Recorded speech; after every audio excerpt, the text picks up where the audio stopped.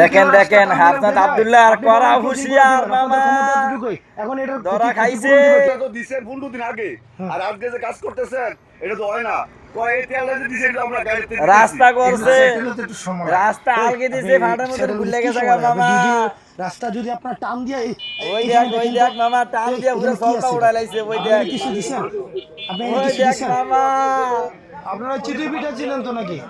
চিতই পুরাই পিঠা চিল টান পুরাই দিলে রাস্তা চিল উঠে যায় ভাইয়া সরকার বাজেট আপনাকে দিছে সেলুট 40 মিলি ওখানে করতেছে 22 থেকে একটু 25 ধরেন, মিলি ভালো করে ধরেন এবং মিয়া। আপনারা তো দেখছেনই যে কিভাবে টান দিয়ে রাস্তা উঠে যায় ধরেন ভাই, এটা ওই আসলে দেন, ওই দেন এবং এই যে রাস্তা। মাটির উপর হচ্ছে পিচ ঢালাই দিচ্ছে এবং এখানে হচ্ছে এখানে দুর্নীতি করবে এটা হচ্ছে যে সাহসটা হইছে এটা তো অনেক মানে 5 আগস্টের পরে ওই কন্ট্রাক্টরটা কই